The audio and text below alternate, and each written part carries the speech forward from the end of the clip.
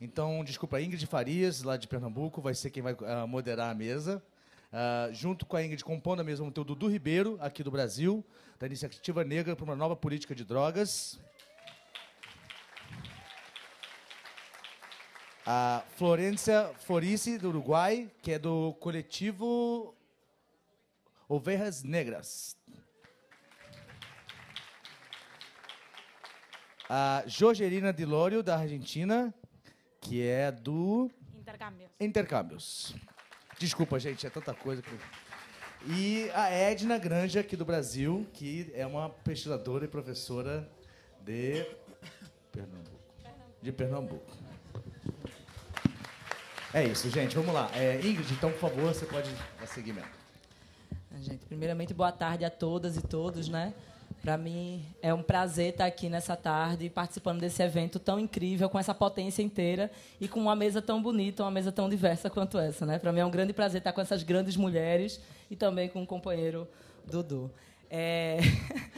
A gente vai falar de um tema agora de tarde que é um tema super importante, né, para esse contexto que a gente está debatendo no encontro, que é como a redução de danos ela precisa, a partir desse momento, pensar uma interseccionalidade, né? Não é mais possível que a redução de danos ela caminhe só. Então, é necessário que a gente possa pensar quais são os diálogos e os debates estruturantes, né, que organizam, que conduzem a nossa prática, que conduzem como a redução de danos pode contribuir com esse movimento interseccional e como o movimento interseccional também pode ser absorvido pela redução de danos, né?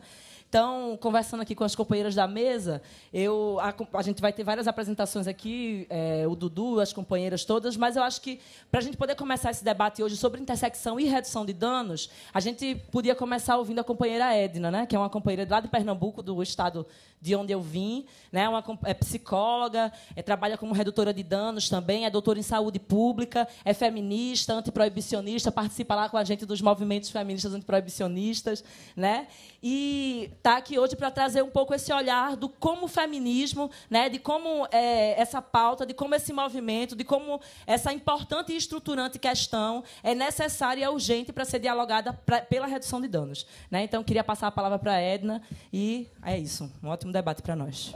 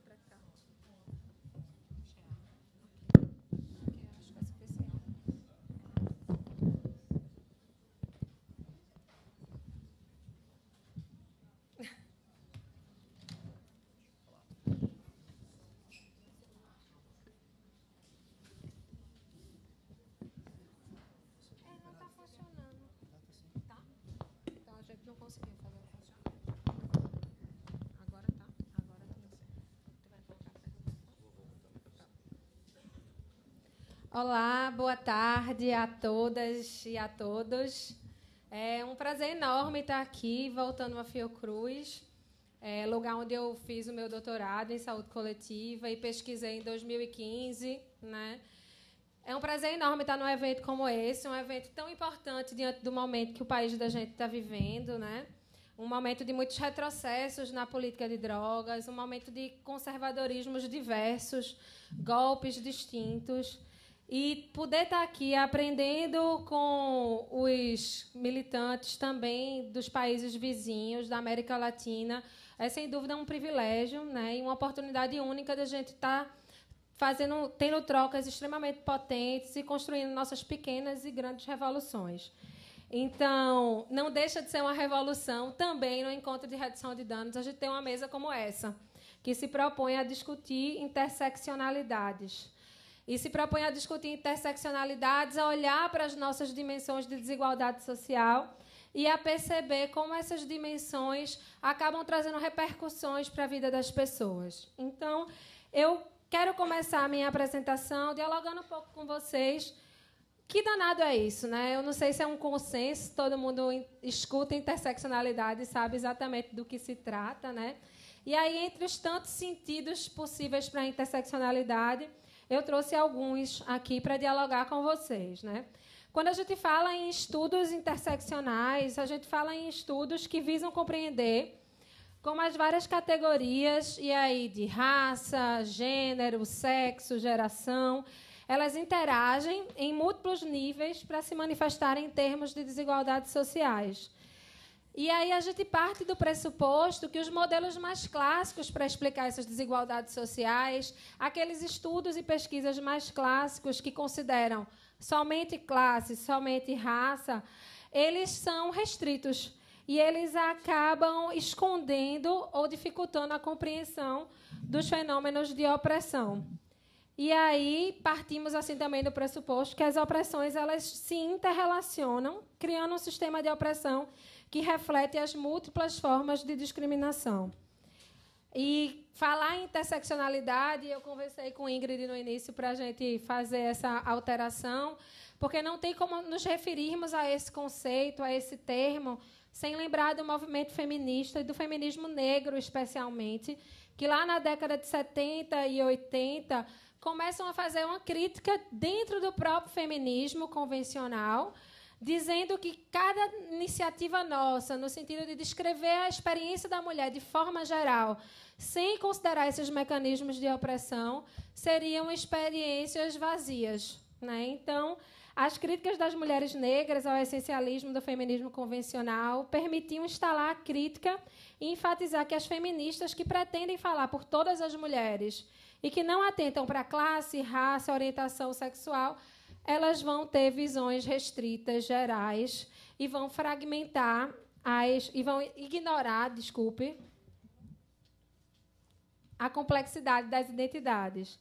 E aí eu trago para vocês a referência de Crenshaw, que ela vai enfatizar a multidimensionalidade dos sujeitos marginalizados, referindo que quem acredita que a identidade existe em camadas removíveis e separadas acaba em generalizações abusivas. E são generalizações abusivas porque ignoram e negligenciam os diferentes traços das diferentes opressões que nós vivemos. E aí, para entender a interseccionalidade e os estudos interseccionais, Conceição Nogueira, que é uma psicóloga feminista do Porto, ela usa a metáfora dos ingredientes, né? Que ela vai dizer que o resultado final da receita contém todos os ingredientes, mas nenhum é reconhecível em suas formas separadas. Os ingredientes ficam de tal forma fundidos que não podem ser separados uma outra vez. E aí vai ser essa abordagem interseccional que vai fugir e resistir a uma generalização abusiva do determinismo biológico, do essencialismo e dos estereótipos, né? Então, dentro dessa abordagem interseccional, a partir de qual todos e todas da mesa vão estar se colocando, eu quero ofertar para vocês um olhar, né? E um olhar a partir desses óculos do feminismo, né? A partir desses óculos da desigualdade de gênero. Muito importante, dentro dessa perspectiva interseccional, reconhecer os atravessamentos, e a gente também vai poder falar sobre eles. Mas, efetivamente, partiremos deste ponto, destas identidades interseccionalizadas. E aí, ao compartilhar esse meu olhar com vocês, necessariamente, utilizando essa metáfora dos óculos, né, eu preciso trazer também, de forma muito explícita, o que demarca essas lentes, né? O que demarca essas lentes, o que é importante nesse olhar. E aí eu trago necessariamente 3 elementos, entre os tantos que poderia trazer, que, primeiro, é o movimento feminista, sem dúvida, do qual eu falo e do qual eu me sinto parte. Com o movimento feminista, as discussões sobre gênero e diversidade, e, a partir daí, também um olhar para o antiproibicionismo. E aí a gente vai falar de redução de danos, sim, mas a gente vai falar de redução de danos a partir das lentes do antiproibicionismo, ok? Começando pelo primeiro marcador dessa lente, que dialoga com o feminismo, eu pergunto para vocês, e me pergunto sempre, a cada vez que sou provocada, né? Por que falar em feminismo? E essa imagem que eu trago para vocês, não sei o quanto ela está nítida, né? Alguém desconfia o que é? Alguém arrisca aí de longe? Ela foi marcada como propriedade de alguém. Exatamente. Essa imagem parece que ela foi tirada há 500 anos, né? Mas ela é de 1951, do sertão pernambucano. É uma foto que está no arquivo de fotos do Museu de Triunfo, cidade da qual eu vem toda a minha família, do sertão pernambucano. E, efetivamente, como o colega falou, esta é uma mulher que foi marcada com as iniciais do seu marido, ou, melhor dizendo, do seu dono no rosto, como se marca gado. E essa foto é a caricatura de uma opressão e das marcas de opressão que as mulheres trazem em seus corpos. E eu chamo de caricatura porque hoje eu procurei em Triunfo essa mulher e outras mulheres marcadas a ferro e não encontrei. Mas encontro em mim e em tantas outras as marcas efetivas dessa opressão. Ora, não tão evidentes, mas nem por isso menos violentas. Então, falaremos em feminismo em todos os momentos em que ainda sentimos na pele, no corpo, na vida, as opressões.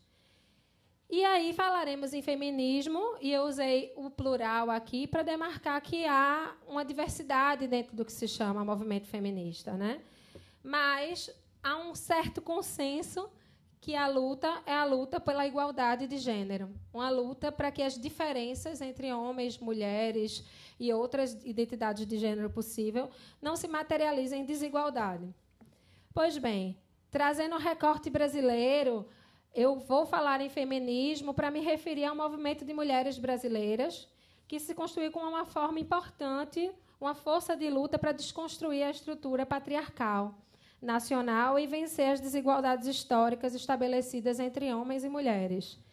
E é o feminismo que possibilitou e ainda possibilita que muitas mulheres saiam do seu lugar de invisibilidade e apostem na perseguição da transformação do mundo arcaico em um mundo novo, de afirmação de direito de todos e de todas. E aí é no feminismo que é a quem é acreditado um conceito, que é um conceito que muita gente usa hoje, que é o conceito de gênero. E muita gente usa hoje, às vezes, de forma bem aleatória. Eu trouxe para vocês algumas possibilidades de definição, de território de definição, mas existem muitas, é importante dizer. Eu trago o gênero aqui como um elemento constitutivo das relações sociais, baseadas nas diferenças percebidas entre os sexos e também como uma forma primária de dar significado a estas relações. Significados estes marcados por exercícios de poder. Eu trago o gênero aqui como um elemento estruturante da nossa relação, das nossas relações sociais desde o início da vida.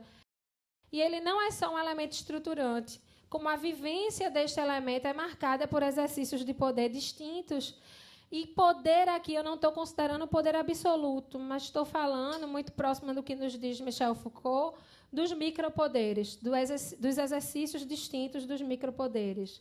E aí é o próprio Foucault que vai dizer que a produção de um corpo, gestos, discursos e desejos que demarcam o reconhecimento de uma pessoa, seja ele homem ou mulher, é considerada, assim, um dos primeiros efeitos do poder, lá no início das nossas vidas. E Foucault denota homens e mulheres, e eu faço questão de afirmar, porque o feminismo que eu falo aqui reconhece essas marcas de opressão das mulheres, mas também é um feminismo que reconhece que, mesmo que de forma desigual, também há marcas de opressão nesses corpos produzidos de homens.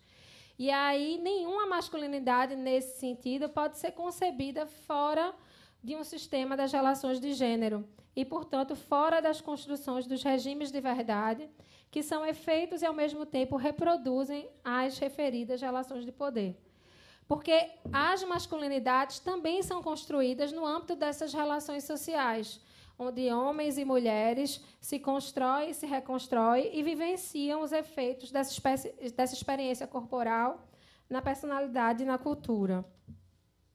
E aí a gente parte assim do pressuposto, pegando essas duas lentes, né, de feminismo e gênero, essas duas marcações desses óculos inicialmente ditos, a gente parte do pressuposto de que gênero não é um ponto isolado das identidades sociais e que estas são interseccionais, conforme falaremos mais, inclusive, nesta mesa. Como se produz e se faz gênero está, assim, diretamente associado à raça, classe, orientação sexual, entre outras dimensões de desigualdade. Não dá para entender que a experiência de uma mulher branca, de classe média, né, que mora num bairro privilegiado, altamente escolarizada e heterossexual, é a mesma experiência que de uma mulher pobre, negra, que mora na periferia e que tem uma série de outras vivências e repercussões. É preciso considerar, ao discutir mulheres, ao olhar para as mulheres, essas demarcações. E é por isso que a gente fala e insiste tanto na interseccionalidade. Para Nogueira, novamente, Conceição Nogueira, a interseccionalidade é um dos trunfos mais importantes do feminismo contemporâneo, porque parece permitir e expandir o pensamento acerca de gênero dos feminismos, ao reafirmar a natureza multiplicativa, interseccional e o impacto do contexto, chamando a atenção para cruzar as opressões e privilégios.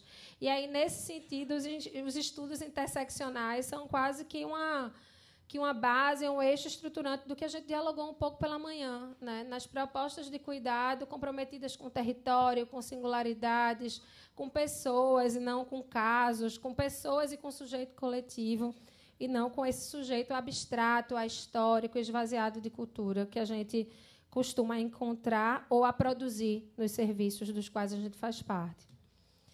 E aí, trazendo a última marcação dessa lente, que é o antiproibicionismo, acho que tocamos em alguns aspectos referentes não só a ele, mas à guerra às drogas no decorrer da manhã, e vou passar rapidamente, né?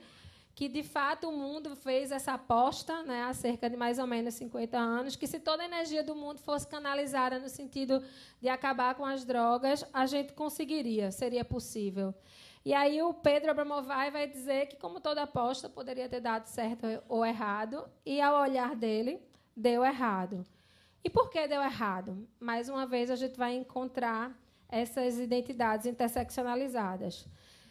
Na opinião do Pedro, deu errado porque o mundo consome mais drogas do que consumia antes. A proibição não garantiu a redução do consumo. Porque drogas mais perigosas e sem controle de qualidade são produzidas, o que pode resultar em efeitos colaterais imprevisíveis, indesejados. E deu errado também e, sobretudo, porque somaram-se aos problemas das drogas muitos outros, como a violência e a desigualdade na distribuição dos danos causados pelas drogas. O nosso país, e aí falando do Brasil a partir das lentes do feminismo para olhar para homens e mulheres, vive verdadeiros extermínios, né? A gente produz microfascismos todo dia a partir da compreensão que existem vidas indignas, né? E são tão indignas que podem ser exterminadas. E aí eu poderia trazer alguns números, mas vou deixar para a Dudu, né, trazer quando for discutir um pouco de raça nessa dimensão de interseccionalidade, mas a gente vem exterminando os homens, jovens, negros de periferia de forma muito aleatória. Pois bem, para sintetizar o antiproibicionismo, como a última marcação dessa lente, eu trago a fala do Júlio Delmanto, de São Paulo, que ele vai dizer que, articulado na negativa do proibicionismo, o movimento antiproibicionista parte deste não, a fim de dialogar com a sociedade na busca de alternativas pautadas pelo respeito ao livre decidir sobre o próprio corpo, pelos direitos humanos e pela minimização dos danos sociais causados pelas drogas lícitas e ilícitas. E, gente, por que eu trago essas duas marcações? Gênero, né? Feminismo, gênero e antiproibicionismo. Eu trago justamente para provocar a aproximação desses movimentos e dessas pautas. Se a gente olhar cuidadosamente o que o feminismo faz, as bandeiras de luta do feminismo, elas são muito próximas das bandeiras de luta do proibicionismo. Eu trouxe para vocês algumas imagens, para vocês está melhor do que está para mim, né? Que do lado de cá, lá em cima, diz: liberdade é pouco, o que eu quero é respeito. Aqui embaixo, o corpo é meu. Essas duas imagens são imagens de um movimento chamado Marcha das Vadias, de Recife, onde as pessoas... É um movimento feminista e vão reivindicar o direito de propriedade sobre o corpo e o exercício da liberdade a partir daí. A imagem abaixo é uma imagem da Marcha da Maconha, em Recife, também. E é uma marcha que está tendo uma função histórica, política importante nesse momento, de aproximação dessas pautas também. Na faixa, vocês conseguem ler que a proibição mata, e o machismo também. Efetivamente, quando a gente vai falar e dialogar com o movimento antiproibicionista, a gente percebe pautas como: o corpo é meu. Sim, o corpo é meu, e eu posso fazer uso das drogas que eu julgar interessante para mim, porque esse corpo é meu. A reivindicação do direito sobre o corpo e a reivindicação da liberdade também se fazem presente. Por isso que esses óculos que eu ofertei no início, apesar de marcações distintas, são marcações harmônicas, pelo menos no que se refere às bandeiras de luta desses dois movimentos, especialmente. E aí, como expressão do encontro desses movimentos e da potência divina desse encontro, eu trago para vocês a logo da Rede Nacional de Feministas Antiproibicionistas, das quais Ingrid é uma das fundadoras e uma das militantes importantes nesse processo, né? Que parte justamente dessas duas reflexões, parte justamente dessa síntese e da necessidade de a gente estar aproximando essas pautas. E é interessante isso porque há 2 anos eu terminava o meu doutorado e eu entrevistei vários gestores na época e eu perguntava como é que as discussões de gênero rolavam nos serviços, né? E a resposta da maior parte dos gestores era algo do tipo: chegaremos nessa discussão, mas primeiro precisamos ter serviço. Depois a gente discute gênero. E eu me lembro que, na ocasião, eu me perguntava, mas vamos fazer serviço, então, construir serviço com base em quê? Né? Em quais referências? Gênero vem depois? Como assim vem depois se a gente está diante de uma dimensão social estruturante também? E aí veio o boom do Carl Hart, de livros que falavam sobre raça de forma muito contundente, a discussão de periferia. E, mais uma vez, eu fui identificando como havia um vácuo ou, então, um rio bem sequinho nas discussões sobre gênero, né? Quando a gente falava em mulheres, quando a gente falava também em homens, porque é muito importante ressaltar que, ainda hoje, quem mais usa, quem mais morre e mata e quem mais se torna dependente ainda são os homens jovens, e aí negros e de periferia. Então, efetivamente, me agoniava naquela época, né, perceber que a discussão de gênero ainda estava por vir e que a gente estava construindo serviços muito protocolados, muito medicalizados e muito distantes desse sujeito histórico e culturalmente situado, né? Então, eu chego a problematizar na tese que o efeito da medicalização no contexto de drogas é a gente construir possibilidades de atendimento extremamente protocolados, onde a droga é o centro, a abstinência é o fim, e estamos diante de um corpo esvaziado de cultura. Então, eu fui também psicóloga de CAPS AD, trabalhei na rede de assistência social, e eu tinha aqueles instrumentos de 8, 10 páginas, né, que começavam o que você usa, como você usa, quanto você usa, e o horizonte final era a abstinência. Com isso, a gente ia se distanciando cada vez mais, a gente vai se distanciando cada vez mais desse sujeito que permanece ahistórico, que permanece com seu corpo, e aí corpo, simbolicamente falando, esvaziado de cultura. E aí eu provoquei vocês, nesse pouco tempo que me cabe, né, para a gente exercitar junto a generificação do olhar, né?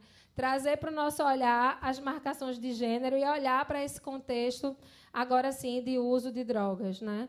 Primeiro, é importante a gente ter consciência que ainda é muito reduzido o número de pesquisas que abordam a questão da mulher usuária de drogas.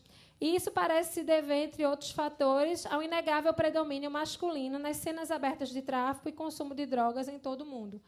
Então, embora cada vez mais a gente tenha mulheres estudando, os estudos não são acompanhados dessa velocidade, dessa produção. E essas referências que eu trago para vocês são referências a partir da pesquisa sobre o perfil de usuários de crack, que foi conduzida aqui pela Fiocruz, né, e teve repercussão no país todo. Foi uma pesquisa que buscou conhecer esse perfil nas 27 capitais brasileiras, e vários dados passaram a surgir a partir daí. Além disso, também há o fato de serem mulheres um grupo mais difícil de ser acessado pelos pesquisadores, em virtude do caráter privado de muitas de suas práticas e do constrangimento e estigmatização que lhes são impostos em diversos contextos. Bem importante dizer que aqui a gente está falando de desigualdade de gênero. O caráter privado das práticas da mulher, a rua como um espaço que ainda não é habitado, ao menos não de forma tão segura, pelas mulheres, e a estigmatização da mulher que transgride 2 ou 3 vezes quando usa droga, quando precisa de ajuda em função do uso de drogas, é uma questão. Eu vou tentar em 5 minutos, tá? Ok. Bem, as mulheres elas costumam enfrentar barreiras relevantes quanto a acessar serviços de tratamento especializado, onde são frequentemente vítimas de discriminação e preconceitos e têm suas necessidades específicas simplesmente ignoradas. Muito importante a gente ter o dado que em todos os serviços do campo da saúde, pelo menos no Brasil, os homens não estão neles. Na atenção básica, você quase não vê homem, em policlínicas, ambulatórios, quase não vê homem. Mas quando você chega nos serviços da rede de saúde mental, álcool e drogas especificamente, a população é predominantemente masculina. E eu venho tentando argumentar e discutir junto com outros pesquisadores dessa casa, como o Romeu Gomes, a Márcia Couto de São Paulo, que essa também é uma questão de gênero. A pouca familiaridade que os homens têm com o cuidado, né? E também a dificuldade dos serviços voltados para essa rede admitirem, reconhecerem as especificidades, as necessidades específicas das mulheres. E é isso que eu digo no outro tópico, do qual eu vou passar bem rapidinho, por conta do tempo. Bem, com base em alguns mutirões também, que buscaram olhar para o contexto carcerário, a gente pode perceber também que as mulheres encarceradas, na sua maioria, ela não é branca, não são brancas, têm entre 18 e 30 anos e apresentam baixa escolaridade. O índice de mulheres encarceradas, o Brasil tem uma das maiores populações carcerárias do Brasil. Do Brasil não, do mundo, antes fosse do mundo. Chico trouxe o dado de 700 mil pessoas encarceradas, eu tinha um dado de 600 mil. Então, a gente vem crescendo fortemente. E o índice de mulheres encarceradas vem crescendo muito mais do que os homens. E o dado que eu chamo a atenção é este último, a partir de um estudo do IBCRIM, que mostra que, nos últimos 5 anos, mais de 15 mil mulheres foram presas e 65% dos casos a acusação foi de tráfico de drogas. Me parece que as mulheres, à medida que adentram no espaço público, que estão cada vez mais conquistando alguns espaços, fruto das lutas históricas do movimento feminista, em alguma medida começam a sentir a repercussão que antes era tão direcionada para o público de homens. E esse cenário começa a mudar, né? E exige de nós também um olhar mais complexo.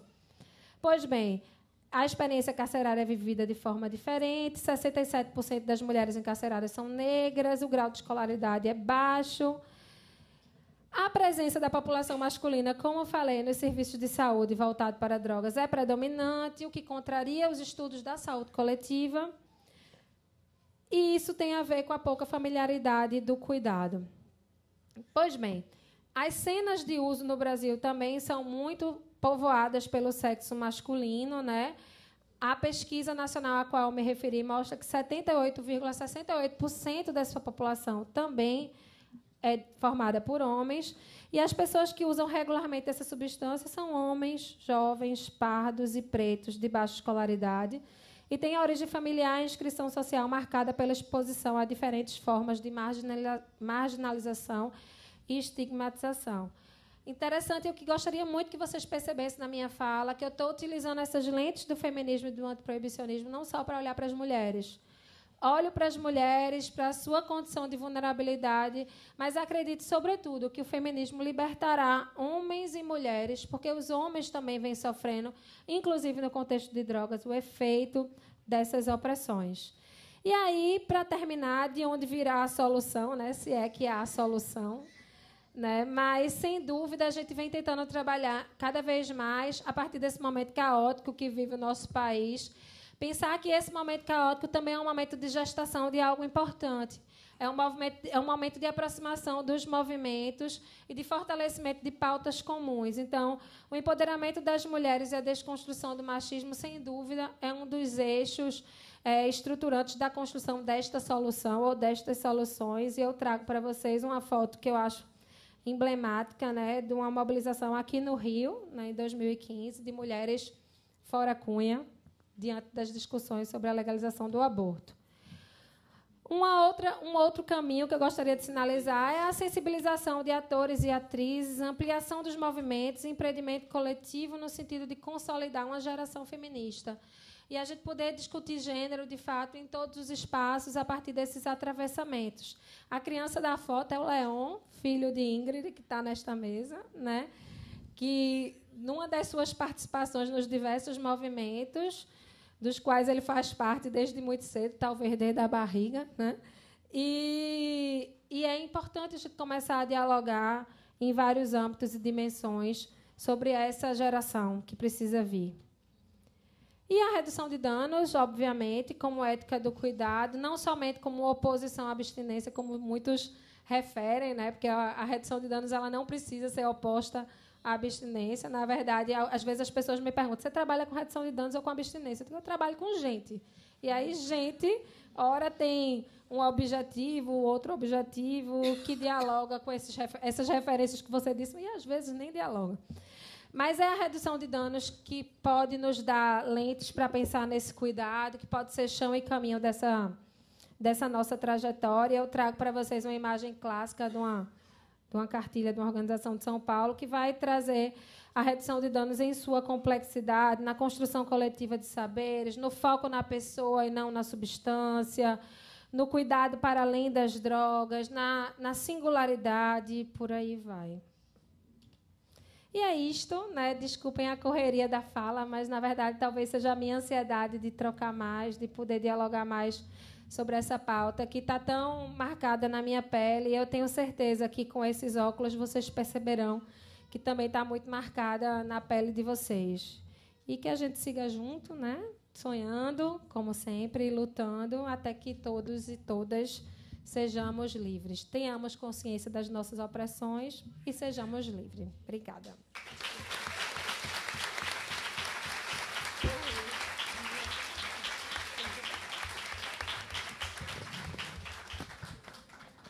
Queria agradecer imensamente a Edna por tudo que ela trouxe aqui nessa tarde para a gente, por compartilhar tudo isso com a gente, né?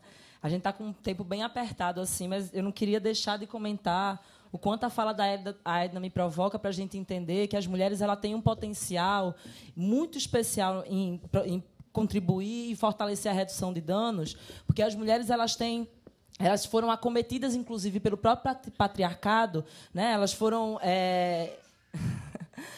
foram encaminhadas pelo próprio patriarcado a serem obrigadas a cuidar sempre, né? Mas o cuidar das mulheres ele parte a partir do cuidado do olhar da autonomia. Né? Então, é muito diferente. Então, a contribuição que as mulheres têm para dar na redução de danos, nos processos de cuidado que a gente tem construído, que a gente tem compartilhado, não é um processo de cuidado que tutela. É um processo de cuidado que garante autonomia, né? Que garante que essas pessoas tenham visibilidade e protagonismo nesse processo de revisar e da gente construir esse mundo novo que a Edna traz. Né? A gente vai ter um encontro no Uruguai, agora em dezembro, que é um encontro latino-americano de mulheres feministas. E aí eu queria fechar isso daqui dizendo que o tema do encontro é o tema que a gente quer, não só para redução de danos, mas para o movimento feminista e todos os movimentos que vão aqui agora à tarde falar. Né? Que a gente é muito diverso. Né? Não só as mulheres. Todos nós que estamos aqui hoje nesse auditório, nós somos muito diversos. Mas a gente não está disperso. Né? A gente está junto e a gente está caminhando junto para construir essa alternativa, esses modelos, né? Que são os modelos que a gente sonha e que a gente sabe que pode ser alcançado com essa luta coletiva. Então, com essa fala, eu queria passar aqui a palavra para o Dudu, que vai ser outra pancada, né? Pesada, mas que vai ser maravilhoso também ouvir o compartilhamento aí. Obrigada. Valeu, Ingrid. Bom, boa tarde a todas e todos. Queria agradecer não só a oportunidade de estar de volta aqui no Rio de Janeiro, estive participando aqui há um mês do encontro da Fiocruz também, do Drogas Mais Política, mas também de compartilhar a mesa aqui com as companheiras. Eu vim lá de Salvador, eu sou professor da rede pública lá e coordeno hoje um projeto que chama Iniciativa Negra por uma Nova Política sobre Drogas. Bom, como eu normalmente faço, eu venho para as atividades, eu não faço aquela grande preparação das falas, justamente para ir conseguindo ouvir vários elementos que vão surgindo, tanto nas mesas, quanto nas conversas, nos cafés, nos cigarros que a gente fuma do lado de fora, para ir construindo a ideia que eu quero apresentar. E aí eu queria pegar duas coisas que eu já ouvi hoje de manhã, uma questão interessante, que foi a palavra desumanização, porque eu, trabalhando com questões raciais, quando a gente pensa o processo de redução de danos como um modelo que se contrapõe a outros processos de tratamento, ou de acolhimento, ou de cuidado, de atenção ao uso de drogas que são desumanizantes, a gente precisa saber que esse processo desumanizante, a quem ele atinge, que lugar de origem, quem são essas pessoas que são desumanizadas. Eu lembro do Domino falando no mês passado aqui no Rio de Janeiro, ele falando assim, a gente tem uma questão no Brasil que é tipo, nós temos o Humaniza SUS, o Domino estava procurando você. Eu nunca vi a gente precisar cavalear o cavalo, cachorrar o cachorro, mas a gente precisa humanizar os humanos. E eu, estudando drogas e racismo, uma questão fundamental do racismo é a desumanização das pessoas, né? E aí eu vou pegar um outro elemento que foi Edna que me deu agora, com a fala do Pedro Abramovay sobre a política de drogas no Brasil deu errado. Que eu busquei escutar muitos e muitas das companheiras que formulavam nesse sentido, de por que a política de drogas deu errado, porque são baseados naqueles objetivos declarados que foram apresentados e que o próprio Pedro Abramovay destaca, né? Ou seja, por que ela deu errado? Porque ela não conseguiu controlar o mercado, porque hoje nós temos mais drogas em circulação, com mais facilidade de acesso, então deu errado. Mas aí, há um tempo atrás, eu escrevi um texto que dizia justamente o contrário, mas era uma provocação complementar a essa ideia de deu errado, que o nome do texto foi publicado na revista Fórum, que chamava Guerras, Drogas, Sucesso de Crítica e Público. E por que eu estava falando isso? Analisando, sobretudo, a construção do racismo no Brasil e a política sobre drogas, né? A nossa, talvez, mas uma das primeiras iniciativas, que, obviamente, naquela época não se chamava proibicionistas, mas a gente poderia catalogar assim hoje, uma das primeiras medidas que buscavam restringir o acesso ao uso das substâncias no Brasil, teria acontecido aqui no Rio de Janeiro, em 1823, com a proposta da Câmara Municipal de proibir o pito do pango, né? Que até a própria letra da lei incorporou a quem se queria criminalizar, porque a expressão pito do pango era utilizada pelos escravos. 1823, isso. Os escravos, como vocês sabem, eles não eram considerados cidadãos e cidadãs até ser criminoso. O único estatuto jurídico que previa alguma coisa para os escravos era o estatuto de criminalizá-lo, ou seja, o sistema penal. O sistema penal brasileiro, que hoje a gente tem várias pessoas que argumentam também nesse sentido. Por exemplo, eu vou argumentar mais na frente, por exemplo, eu discordo do termo crise do sistema penitenciário. Eu não acho que o sistema penitenciário está em crise, ele está funcionando plenamente para o que ele foi criado. E o sistema penal brasileiro ele foi fundado para o genocídio. O sistema penal brasileiro ele não é seletivo porque, ao longo da sua história, ele se organizou para esse modelo de sociedade. Não, ele é fundado para ser seletivo. Não existe, inclusive, condições, pelo conjunto que ele busca abarcar de controle do corpo e da vida das pessoas, não há condições do sistema funcionar se ele não for seletivo. E a professora Ana Flausina, a dissertação de mestrado dela chama Corpo Negro Caído no Chão, o projeto de genocida do Estado brasileiro, e ela narra a formação do sistema penal no Brasil em algumas etapas, e ela coloca, por exemplo, que o sistema penal ele é fundado nas relações do quintal da Casa Grande, porque a aplicação de justiça, a ideia de justiça, pena, crime no Brasil, ele é construído nesse lugar. Muitas vezes, inclusive, o senhor de escravo, quando o escravo caísse nessa possibilidade de ser criminalizado pelo estatuto jurídico único que lhe cabia, o senhor de escravo preferia defender seu escravo para ele não ser sequestrado, para ele não perder a mercadoria. Então, nós temos uma noção de crime, punição, pena, justiça, baseado nas relações escravistas. E aí, no final do século XIX, no Brasil, o que é que está muito nas principais formulações das elites brancas políticas do Brasil? A professora Célia Maria Azevedo fala no livro que chama Onda Negra, Medo Branco. A primeira frase do livro é o pensamento das elites naquela época, que é o que fazer com o negro. O que fazer com o negro no final do século XIX? O que fazer com o negro? Fim da abolição, o fim da escravatura formal, né? República. O que é que nós vamos fazer com o negro? Mas essa resposta ele já vinha andando até um pouquinho de tempo atrás, que é, ao final do próximo século, que era o século XX, nós precisamos ser um país de brancos. Precisamos ser um país de brancos, porque o Brasil precisa ser um país civilizado. E o único modelo de civilização na cabeça daquela elite política era ser civilizado é ser branco. O que é que nós vamos fazer para sermos um país civilizado, branco? Nós vamos matar parte dos negros. Não é à toa que 40% da população negra é exterminada na Guerra do Paraguai. 40% da população é exterminada na Guerra do Paraguai. E o que é que nós vamos fazer para acabar com os outros 60% ou mantê-los em condições que não seja possível eles disputarem qualquer lugar de cidadania ou de dirigentes políticos da nação? Nós vamos construir vários mecanismos. Um desses mecanismos foi o sistema penal, obviamente, mas um desses mecanismos, que é o que eu quero tratar aqui, é o modelo de criminalização das drogas. E aí eu vou dar um exemplo de um professor de lá, da Bahia. Na verdade, ele nasceu em Sergipe, mas se radicou lá na Bahia, que era o professor Rodrigues Doria. Ele fala, em 1915, num congresso em Washington, ele fala: a maconha é uma vingança dos negros contra os brancos por terem usurpado a sua liberdade. Por isso que nós temos que criminalizar a maconha. Não é porque a maconha faz mal, não é porque destrói família, não é porque é a porta de entrada para outras drogas, não. É porque é uma vingança dos negros contra os brancos.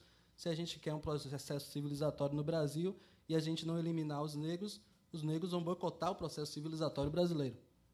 Essa é uma lógica que funda a necessidade de proibição das drogas no Brasil. Quando o Rodrigues Doria fala isso, e Rodrigues Doria era um dos principais formuladores em várias áreas, não só no campo da política de drogas, como ele escrevia sobre aborto, sobre pena de morte, sobre a reforma do Código Penal. Ele era um formulador importante para tanto o quesito de saúde quanto de direito, dois campos bem articulados para a proibição das drogas no começo do século: a justiça e a medicina. Dois campos bem articulados para produzir essa criminalização das drogas, né? A primeira lei, talvez, né? É porque eu sou historiador, aí quando a gente fala assim, coisas muito categóricas, como o primeiro, a gente precisa...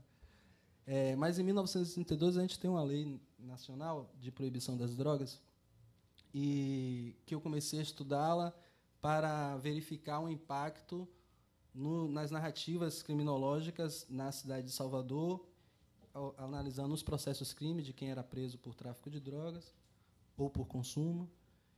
E se a gente ampliar a nossa lente para aquele momento de 1932, que estava se proibindo a maconha, se estava proibindo também o jogo que eu digo, o jogo do bicho, as religiões de matriz africana, a capoeira, perseguição ao samba, perseguição a... Já falei o que? Jogo, capoeira, religiões de matriz africana, um conjunto de instrumentos para coibir, para controlar a população negra egressa da escravidão. E aí eu vou pegar esse ponto da história que eu estou aqui para lembrar a vocês que eu estou construindo a narrativa baseado no deu errado ou deu certo. Né? Porque aí, hoje, porque Ingrid já jogou aquele papelzinho aqui, determinando o meu tempo. Hoje nós vamos ver como está sendo aplicada a política de drogas, quais são os seus efeitos. Alguns deles já levantaram, tanto na fala do Chico como da Edna agora, o alto índice de encarceramento. Né? Nós hoje temos a 4ª maior população carcerária do mundo, entre 600 e 700 mil pessoas presas. Os Estados Unidos é a primeira, com 12.300.000 pessoas presas, onde nós temos um lugar onde a população negra nos Estados Unidos é perto de 18% e é mais de 40% da população carcerária. É um lugar onde a guerra às drogas também está dando muito certo. E aí,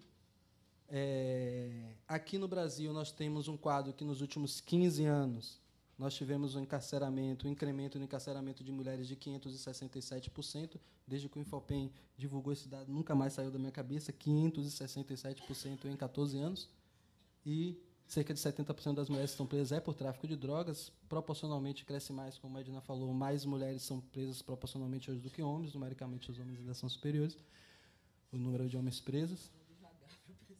Sim, claro.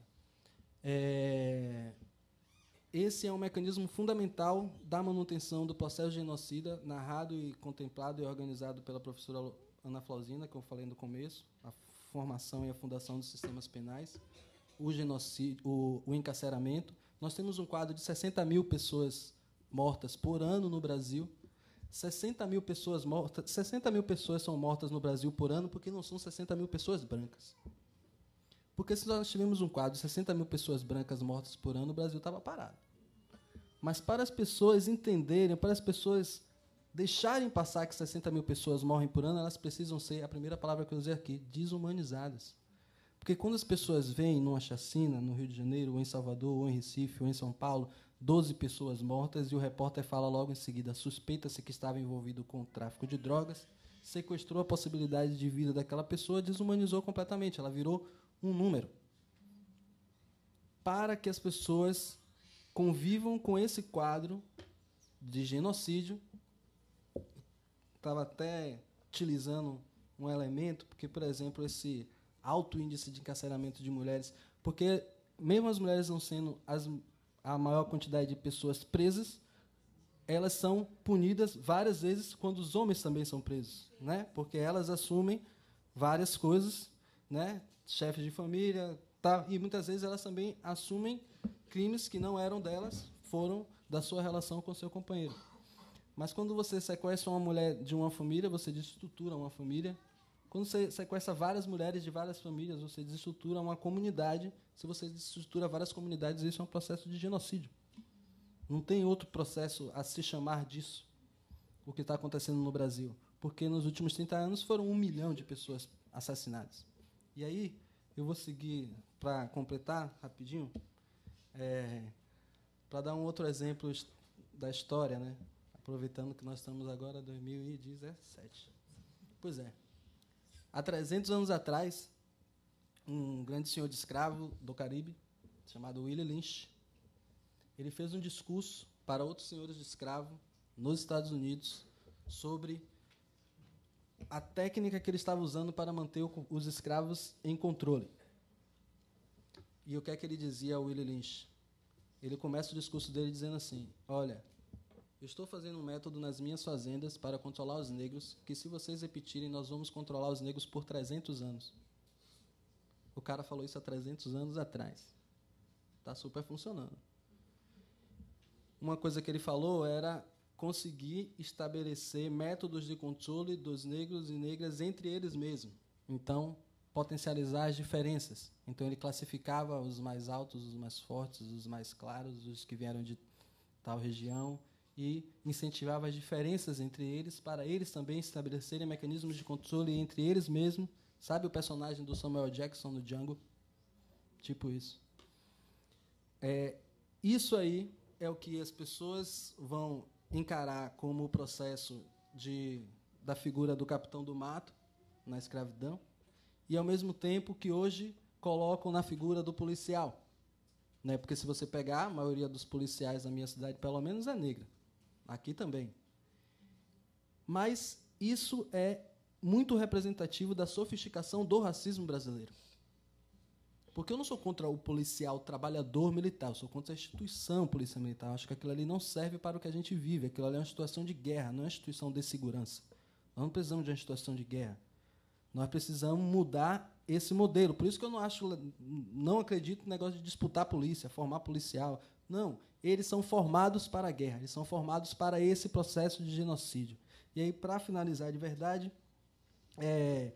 eu acho que é importante também, aí a Edna já trouxe algumas coisas, e eu sempre faço questão também de reforçar, e eu citei algumas coisas, para a gente também conseguir mudar esses cenários.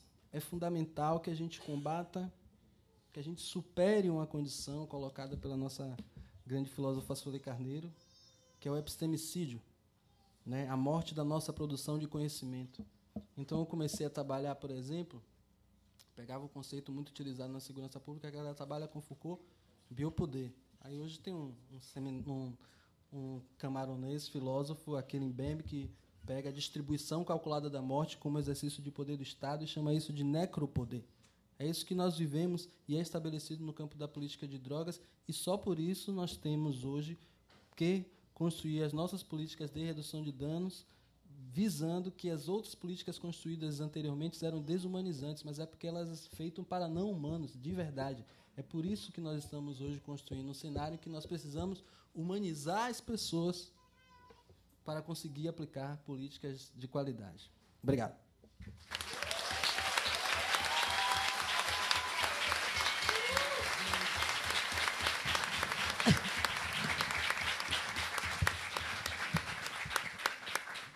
Que tarefinha difícil, né? Que tu ficar mandando uma pessoa como essa acabar a sua fala.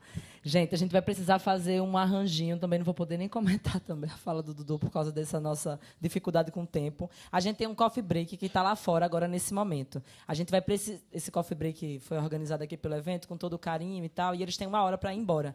Então, a gente vai estar pensando em dar uma paradinha aqui, rápida. A gente vai lá no coffee break, 5 minutos de coffee break. 5 minutos. Aqueles 5 minutos, lembra? Pronto. Agora, veja só, deixa eu dizer um negócio.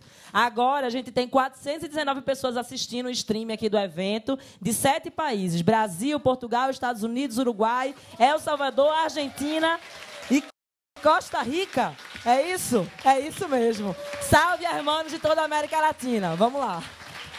Daqui aí, vamos voltar para ouvir a Georgiana e a companheira Florência, viu? Rapidinho. Gente, desculpa. Esse negócio do coffee break que tinha que pagar. Debe tener horario. Acho que eu vou pegar esse fome aqui para colocar no palco. Né? Sou de saudade.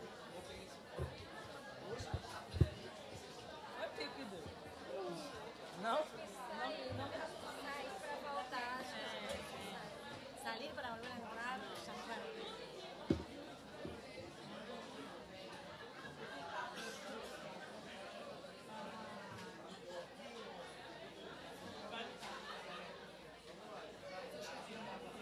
¿Qué?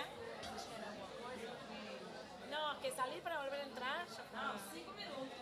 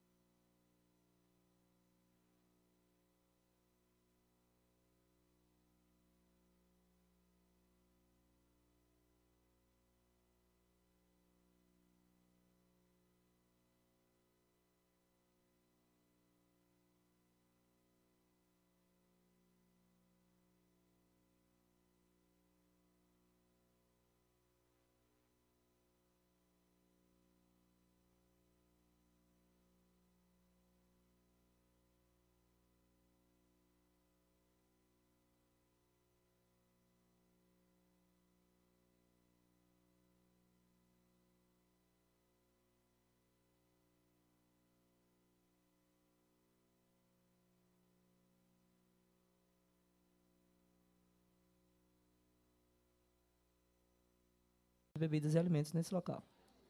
Eu acho que eu vou chegar lá fora e vou dar uma chamada no pessoal. Eu achava. Ainda estão avançando na mesa de comida ainda. Pois é, mas... Eu vou meio que a galera... Bora. Acabou nossos 5 minutos. Pessoal que está aí fora... Não dá para ouvir, não? Foi. Muita gente, não foi? Nossa. Muita gente, eles gostam muito de comer, menino. O pessoal gosta muito de comer aqui. Qualquer intervalozinho tem enche.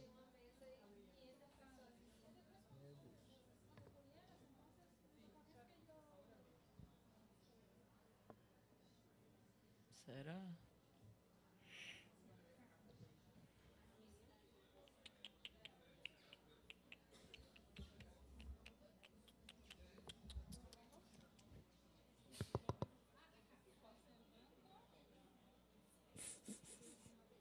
Você já está fazendo sua coleção de fotos, né?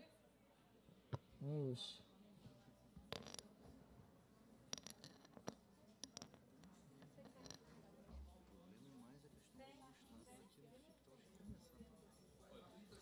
Não, começa assim.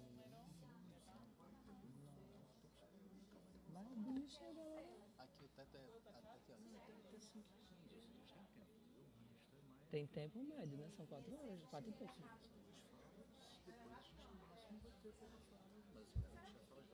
Sim.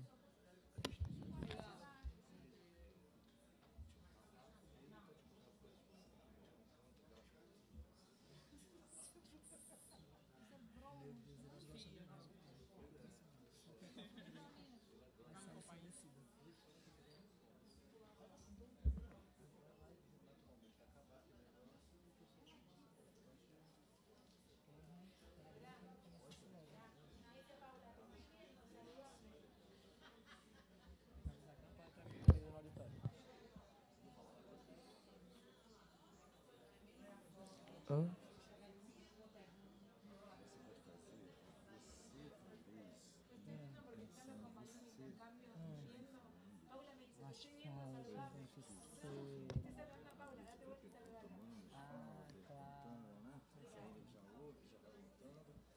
Deixa as portas abertas. Oh.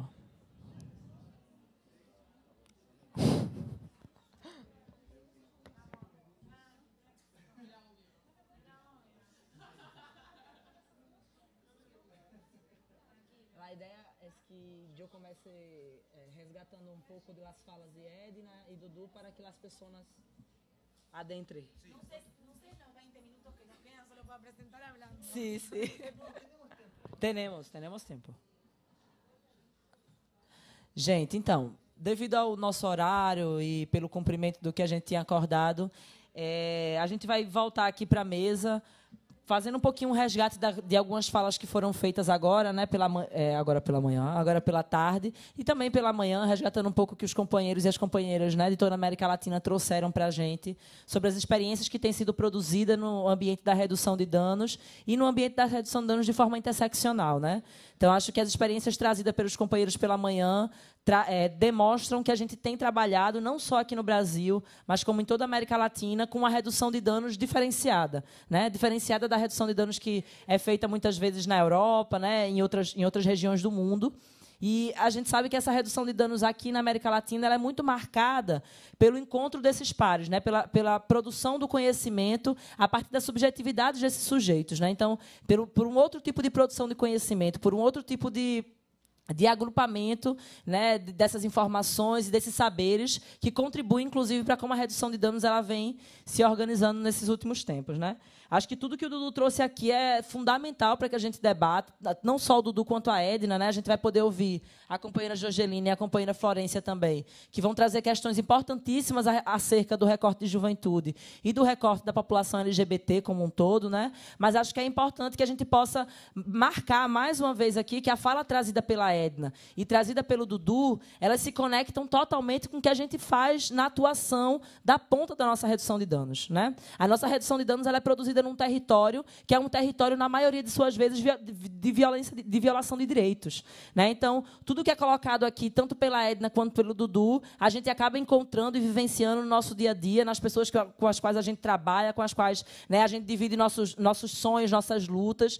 Então, é importante que a gente demarque que esse seminário, inclusive, que a gente realiza, tentando entender qual é o contexto, qual é o cenário hoje da América Latina e da redução de danos na América Latina, é muito no esforço de entender que a gente vive um momento político, inclusive, né, de conjuntura política histórica, que a gente precisa demarcar que a redução de danos ela vem como uma ferramenta de fortalecimento da democracia, de fortalecimento dos processos, né, de liberdade, de democracia, de autonomia, né, e não como um modelo de controle, não como, né, um modelo que, inclusive, tem sido disputado, né? A redução de danos ela vive um momento de disputa, né, onde a gente pode verificar e presenciar que existem vários atores disputando essa redução de danos como sendo uma prática de controle, né, como sendo uma prática apenas de saúde e não uma prática que dialogue, né, as subjetividades, essas pessoas de forma integral, de forma inteiras, né? Então, é importante, o pessoal que está aí fora, só para que a gente pudesse começar a se organizar, que a gente possa ouvir o que as companheiras vão trazer aqui agora, tanto a companheira Jorgelina como a companheira Florência. Oi, fala de novo. Gente, só para... Não pode comer aqui no auditório. Tem um negócio aqui, não pode comer no auditório, nem beber no auditório. Então, o pessoal que está comendo, por favor, fazer isso lá fora. E aí, só para que a gente possa também ouvir a Jorgelina e ouvir a experiência que a Florência traz, entendendo que todas essas experiências colocadas aqui hoje são experiências que nos conectam, né? Nos conectam no desafio da atual conjuntura, que é o desafio de fazer com que a redução de danos seja a grande ferramenta potente, né, de fortalecimento dos processos democráticos, dos processos de garantia de autonomia, e não uma ferramenta utilizada para o controle dessas populações historicamente, né, oprimidas, historicamente controladas, inclusive, higienizadas, gentrificadas, genocidadas, né? Então, é muito importante que a gente possa pensar, e não só hoje, mas amanhã também. Eu estava pensando aqui hoje que a mesa de vocês, na verdade, traz a fala toda que a gente vai poder pensar amanhã, que são os desafios e os contextos que a gente tem para a redução de danos nesse momento político e histórico que a gente vivencia, né? Não só no país, mas em toda a América Latina. A gente sabe que existe um momento de ataque aos nossos direitos, né? De ataque à nossa democracia. Então, é muito importante que a gente possa fazer desse espaço e desse encontro também um momento de resistência, um momento de intercambiar nossas resistências e pensar como é que a gente vai conseguir se organizar, né, e encarar e caminhar com os desafios que a gente tem aí postos pela conjuntura, né, de retirada de direitos. Vocês querem começar? Ou vocês acham que a gente espera mais um pouquinho? As apresentações de vocês já estão lá? As apresentações de vocês? As apresentações.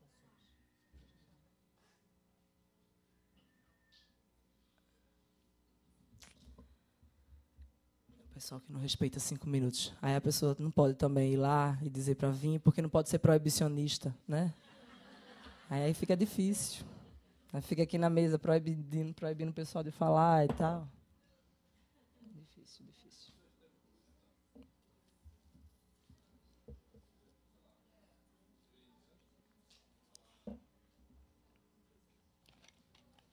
Opa.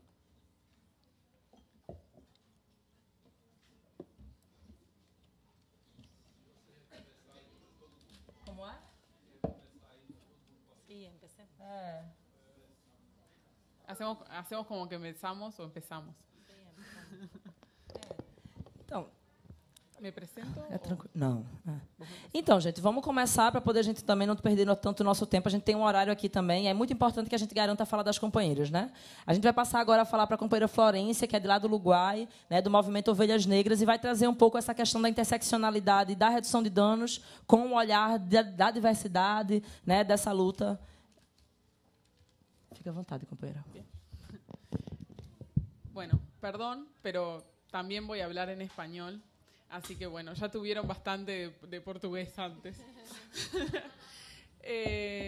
Como decía Ingrid, mi nombre es Florencia y, en realidad, en este momento yo estoy...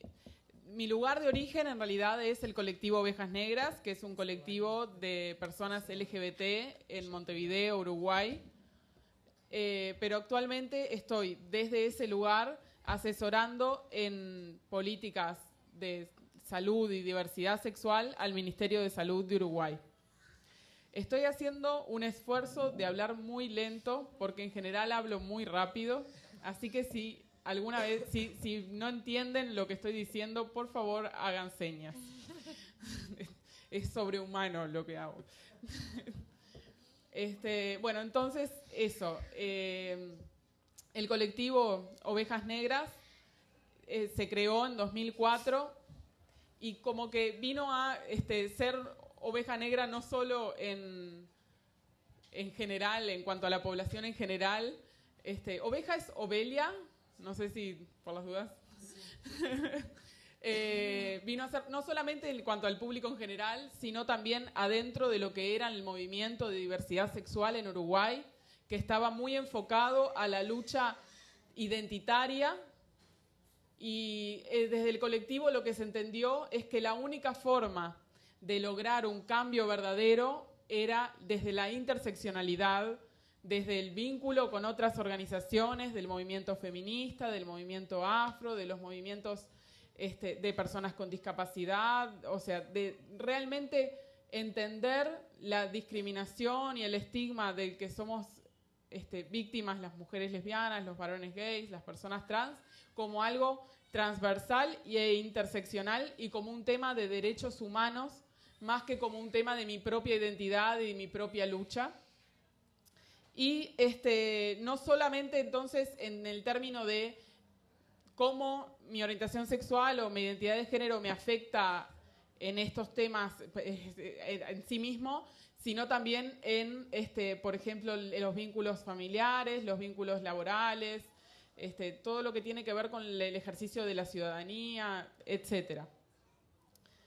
Y eso implicó también algunas cosas, como por ejemplo romper, o por lo menos fue algo que dentro del colectivo discutíamos, la necesidad de separar la agenda vinculada al VIH y a las infecciones de transmisión sexual como lo único o el único tema que trabajaba la diversidad sexual o el tema más predominante cuando se trabajaba, por ejemplo, pero además diciendo que se trabajaba salud, se trabajaba solamente salud sexual y ni siquiera todo salud sexual, sino simplemente infecciones de transmisión sexual para decir que se trabajaba, pero en realidad solo VIH. Entonces eso fue una discusión adentro del colectivo de cómo íbamos a pararnos nosotros y nosotras desde una idea de salud en su integralidad y no solamente reduciendo el tema al VIH, porque entendíamos que además era una forma de seguir patologizando nuestras identidades, nuestras sexualidades. Seguir diciendo, bueno, entonces estamos vinculados y vinculadas siempre a cosas que nos enferman o que, etcétera. Y bueno, así fue como empezamos nuestro trabajo en salud y así fue como, luego de un proceso que empezó más o menos por 2009, 2010, en 2015, casi 2016, es que yo llego a estar en el Ministerio de Salud como asesora técnica en salud LGBT, que creo que debo ser la única que tiene la sigla LGBT dentro del Estado, como trabajando un tema, lo que ha implicado además un movimiento lento pero interesante dentro del propio ministerio a la hora de empezar a trabajar. No solamente, yo estoy inserta en el programa de salud sexual y reproductiva, pero el hecho de que yo esté ahí ha implicado algunos movimientos en otras partes del ministerio que de a poco empiezan a ver la necesidad, que no siempre es tan evidente, de incorporar los temas de la intersección con orientación sexual, identidad de género en las cosas que se trabajan. Y entender esto que ponía acá, que esto es más bien una ayuda a memoria para mí, ¿no? De que la orientación sexual y la identidad de género también son generadores de desigualdad a la interna de los países y Uruguay no está libre de eso.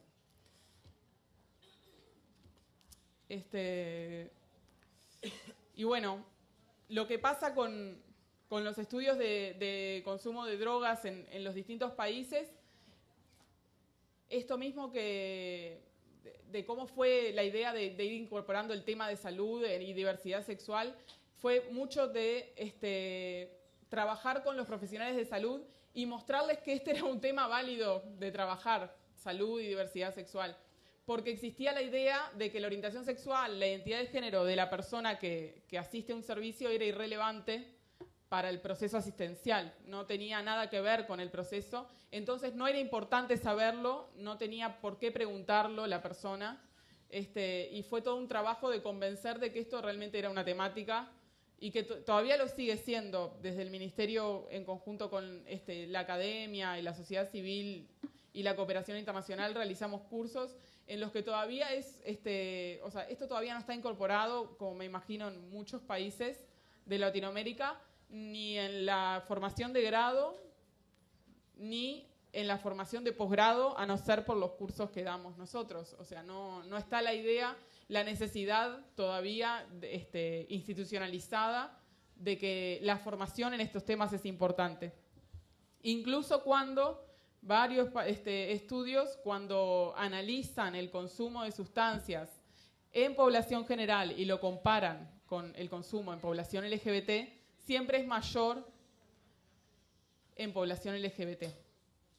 En distintos países. Pongo acá algunos como ejemplo, y sobre todo además también, no solamente pensando en drogas, a veces que son las que más se piensan y se vinculan por los ambientes de fiesta, como las drogas de diseño o los inhalables, los poppers, sino también el tabaco y el alcohol dentro de esas drogas. Y bueno, en general se ha vinculado o se ha tratado de explicar esa diferencia entre población general y población LGBT con varias teorías o ideas o modelos que vinculan, bueno, la exposición a estrés crónico o a discriminación y cómo eso afecta en la vida de las personas y en la salud mental de las personas. Hay una teoría del estrés de las minorías que más o menos desarrolla eso, de cómo la separación, o sea, trata de pensar como un modelo de qué es lo que hace y cómo se retroalimenta además, cómo la discriminación se retroalimenta y termina siendo un círculo vicioso en realidad. Traje un ejemplo regional porque además algo que pasa en Uruguay también pasa en otros países, de que en general cuando se hacen investigaciones no se hacen incluyendo a todas las personas LGBT, sino que se hacen parcialmente. Vieron, empecé a apurarme. Tengo la idea de que no me va a dar el tiempo. Pero bueno, nada, traje un ejemplo de México, que es en realidad cómo está aumentado dentro de estos estudios que mencionaba antes. Me gustó para poner una tablita de México, que es dentro de los estudios que encontré uno de los pocos de habla hispana que consultó a toda la población LGBT, porque una cosa que sucede cuando se hacen investigaciones de población LGBT es que se enfocan en algunas identidades y no en todas, o a veces ni siquiera en algunas identidades, sino en algunas prácticas sexuales. ¿Y qué pasa en Uruguay? Pasa un poco eso. Los datos que vinculen el consumo de drogas con la orientación sexual y la identidad de género son escasos y obviamente surgen de investigaciones en VIH. Puse salud sexual, son en VIH. Y obviamente, porque están vinculadas al VIH, estudian a mujeres trans y a varones gays, bisexuales y otros varones que tienen sexo con varones. Todo esto que antes englobaba la sigla, que para mí es siniestra, pero que pueden no compartir, de HSH, que englobaba a todo, a mujeres trans, porque simplemente lo que hacía era despojarnos de la construcción identitaria de ser una mujer trans o un varón gay y todas las diferencias que hay entre eso, y fijarse en las prácticas sexuales. Entonces, como la práctica sexual era hombres que tienen sexo con hombres, ahí entrábamos. Ahí entraban todas las personas que están acá mencionadas. Entonces, bueno, las investigaciones que hay son eso, es lo que hay. Y son de 2013 además, tampoco son tan actuales. Un compañero del colectivo Ovejas Negras, Néstor Rodríguez, hizo una investigación en 2014 y que expresaba, bueno, justamente que el hecho de la vinculación tan estrecha VIH, personas LGBT o algunas identidades dentro de la sigla LGBT, sigue reforzando la idea de que hay identidades que son de riesgo y no que hay prácticas que conllevan riesgo, ¿no? Sino que hay identidades de riesgo, ¿no? Esa idea de los grupos de riesgo que tanto trabajo costó superar Y bueno, tenemos por otro lado las investigaciones nacionales que no se enfocan en poblaciones específicas, sino que son encuestas nacionales, como los censos u otras investigaciones, y en este caso particular interesaba la encuesta nacional de drogas, que al igual que nos pasa en los censos nacionales, en las encuestas continuas de hogares, no incluyen la variable orientación sexual ni la variable identidad de género. Y nos dicen que no la incluyen 10 minutos. ¿No? ¿Vieron qué pasa, no? Hablo lento. Entonces,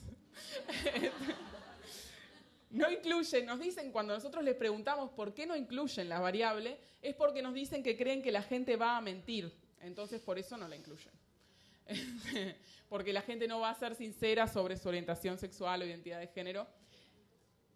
Y además, no solo que somos tan horribles de que no preguntamos la orientación sexual y la identidad de género en una encuesta nacional de drogas, sino que cuando decidimos hacer una investigación, aunque sea parcial y solamente toque algunas identidades, sobre consumo o que toca su consumo de sustancias, aunque sea sobre VIH, usamos criterios distintos y entonces hace que no podamos comparar realmente las investigaciones o los datos que tenemos sobre consumo de sustancias con los datos que tenemos sobre ese mismo consumo en Esperanza se ríe. Bueno, es la vida.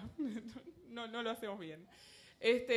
Con los datos en población LGBT. Tenemos datos que parecerían ser un poco, no sé si alarmantes es la palabra, pero datos que llaman la atención, pero no sabemos si llaman tanto la atención o es que están mal tomados y el criterio no fue el correcto. En suma, entonces, yo intenté comparar estos dos datos, estas dos investigaciones. Da un pantallazo general y da más que nada lo que resulta es todo lo que falta por hacer en este tema y no tanto lo que está hecho. Pero bueno, es también de alguna forma inspirador, por lo menos lo fue para mí. Lo que les decía, los datos no son actuales, los de la investigación que hizo el Ministerio de Salud con fondos del Fondo Mundial son de 2013 y los de la Encuesta Nacional de Drogas son de 2014. Son pensados desde la lógica de las ITS y el VIH, entonces cuando te preguntan para qué, cuando te preguntan si consumís, en realidad te lo preguntan para saber si eso afecta tu comportamiento cuando mantenés relaciones sexuales. La idea es esa, no es tanto valorar si el consumo es o no problemático. De hecho, la encuesta en sí, los datos que se tomaron no permiten saber si el consumo es problemático o no, porque solo se evaluó frecuencia y no se evaluó cantidades, ni si habían habido intoxicaciones, ni demás, o sea que tampoco nos sirven para saber si hay consumos problemáticos o no. No incluye, y lo pongo en negrita, a mujeres lesbianas y ni bisexuales ni a varones trans, que hemos sido los grandes olvidados de todas las investigaciones, de todo. No, esto no es nada más un ejemplo más de cómo en realidad cuando se trabaja y cuando hay un poco de plata para investigar en población LGBT, en realidad, como muchas veces tiene vínculo con VIH, se invisibilizan a las mujeres lesbianas, bisexuales y a los varones trans. No hay datos de consumo de tabaco en el país de Tabaré Vázquez. No tenemos ningún dato de consumo de tabaco. A nadie se le ocurre preguntarlo, que sea algo relevante preguntar. No sé si saben que Tabaré Vázquez es nuestro presidente y el que hizo toda la lucha por no fumar. En mujeres trans solamente se habla de consumo de alcohol. No sé por qué. Solamente se habla de consumo de alcohol, solamente se les preguntó eso. Y bueno, lo que les decía, no permite identificar consumos problemáticos en ninguno de los casos, ni en mujeres trans, ni en varones gays y bisexuales y otros varones. Lo que les decía, si bien esto puede ser una aproximación, es difícil pensar cuáles pueden ser, a partir de estos datos, estrategias de reducción de daño que sirvan o que puedan ser adecuadas para abordar a la población LGBT. El compañero de Costa Rica, hay un documento al que hizo mención en la parte anterior, en la mesa anterior, que tiene algunas recomendaciones para población LGBT, para trabajar con población LGBT, que son tomadas de algunas otros documentos internacionales que son interesantes como para tomar en cuenta, pero no surge mucho más de lo que hemos estado haciendo como instintivamente, ¿no? De trabajar capacitando personal en general, ya sea que trabaje con personas en tratamiento o que quieran hacer tratamientos o con consumos problemáticos de sustancias, pero siempre vinculado a estas lógicas de tratamiento que no son de reducción de daños, o sea que tampoco nos acercamos. O trabajando directamente con poblaciones más vulnerables, como pueden ser las mujeres trans, en, por ejemplo, un proyecto que tenemos, que tiene el colectivo restan 5 minutos. Bien. Por suerte son 5 minutos largos. Un proyecto de fábricas de cultura que justamente trata de abordar por el lado de la cultura a las mujeres trans para mantenerlas vinculadas a algún tipo de sistema que no sea el del trabajo sexual o etcétera, que tampoco logran,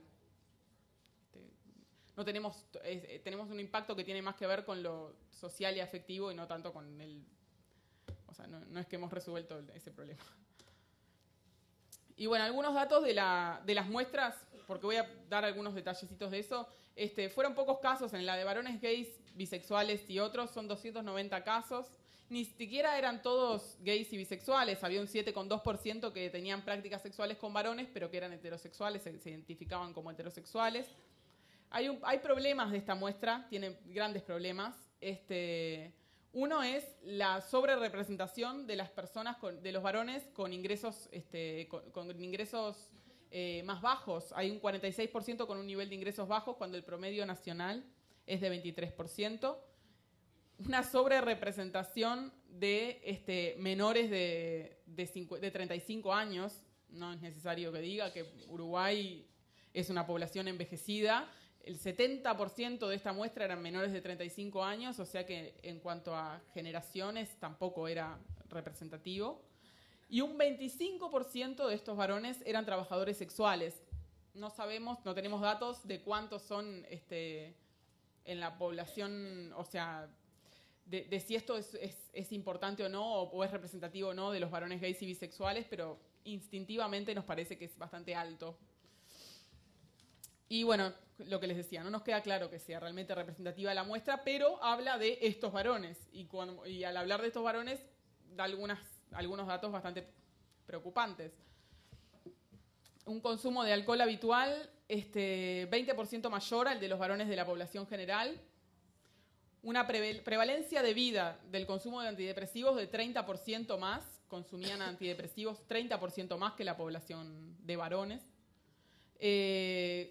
Tranquilizantes 60% más que la población general. Y drogas al menos 130% más. ¿Por qué al menos? Porque en realidad se le preguntó a las personas, no diferenciado por sustancia, sino a los varones de esta muestra se les preguntó si habían consumido alguna droga alguna vez en su vida, y la respuesta de que sí fue un 68%. Yo lo que hice fue comparar con esto de 29,8 son los varones que alguna vez en su vida consumieron marihuana, que es la droga más consumida alguna vez en la vida de Uruguay que no sea ni alcohol ni tabaco. Entonces, si comparamos de los que consumieron alguna cosa con los que consumieron solo marihuana, tendríamos al menos 130%. Capaz que si agarramos otra sustancia que tiene menos incidencia de prevalencia en la vida, como cocaína, que andaba por un 5%, es más todavía, pero como les decía, difícil de comparar datos que no fueron tomados de la misma manera. Y bueno, en cuanto a las mujeres, la muestra de mujeres trans, esto es una oportunidad perdida realmente porque fue una muestra muy buena. Se llegó a 206 personas y para que tengan una idea, el año pasado el Ministerio de Desarrollo Social de Uruguay hizo un censo nacional de personas trans, incluyendo mujeres y varones, y obtuvo datos de que el total de población de mujeres y varones trans andaba en 853 personas. Dirán que poco, acuérdense que somos Uruguay. O sea que esto es más de un cuarto de la población censada por el MIDES. O sea que era realmente una oportunidad perdida de una muestra poblacional muy buena como para hacer preguntas sobre otras cosas. 70% de las participantes eran todas mujeres, tenían menos de 35 años. Esto coincide con los datos que se obtuvieron ahora en el censo y coincide con los datos que tenemos en América Latina de la esperanza de vida de las mujeres trans, que anda alrededor de los 40, siendo generosa, 45 años. Ya termino. 53% eran trabajadoras sexuales y 29,1% habían sido alguna vez, o sea que más o menos andábamos en el 80 y pico, 90% que habían ejercido el trabajo sexual alguna vez en su vida, que sigue siendo la forma de acceder a ingresos predominante en población trans en Uruguay, aunque han habido muchos intentos de cambiar eso. Y bueno, el consumo habitual de alcohol, lo único que podemos decir, porque es lo único que se estudió, era 50% mayor al de las mujeres cis, o a las mujeres de la muestra, o como quieramos llamarle, seguro eran todas cis, porque como no tomamos el dato de identidad de género, porque creemos que la gente va a mentir, etcétera, no sabemos. Preocupa particularmente el consumo en el interior del país, que es algo que es al revés que en población general. En población general el consumo en el interior del país, en los lugares que no son Montevideo, es menor el consumo de alcohol, en esto es mayor. Y preocupa que si sumamos todas las que contestaron que consumían algunas veces en la semana, varias veces en la semana, superamos el 50% de la muestra. No sabemos si nos preocupa o no en realidad, porque como no sabemos cuánto consumen y si se han intoxicado y sí, no sabemos. Pero bueno, creemos que nos preocupa. Acá es unas gráficas que seguro no se ven. Así que... Y una cosa que quería traer es que, bueno, mirando a la luz de la encuesta nacional de drogas, 1 de cada 5 consumidores de alcohol del último año presentaba algún consumo problemático de alcohol, ya fuera por dependencia o por problemas con ingestas de intoxicación, etc. O sea que tenemos un problema general en Uruguay con el consumo de alcohol. Habría que ver, y queda como mucho por hacer. ¿Acá terminé?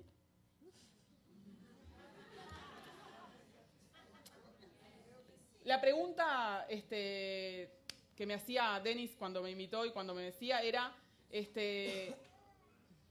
¿Qué pasa en el contexto del avance conservador en este momento con este tema? Se viene a reforzar lo que ya viene pasando, como ven que no hay datos, estamos en blanco, que no hay datos sobre esto y que además cuando hay intentos de hacer datos sobre esto son ridiculizados por la parte más conservadora de nuestro país, que diría la derecha, pero a veces se mezcla un poco eso. No siempre es solo la derecha. O no siempre es predominantemente, y sobre todo dentro de la parte más conservadora, lo poco de bancada evangelista que tenemos, que en Uruguay son dos legisladores, también, ¿no? Con el discurso de que ellos pueden curar todo. Si usted tiene un problema de drogas, si usted es homosexual, nosotros lo curamos igual, entonces ellos como vienen a curarnos a todos. Es muy difícil incorporar cualquier tema nuevo de salud o de lo que sea mirado desde la óptica LGBT sin ser tomados como... ¿Siguen insistiendo con esto? Que, por favor, no afecta a nadie y no cambia nada. Y es como una cosa con la que tenemos que luchar siempre.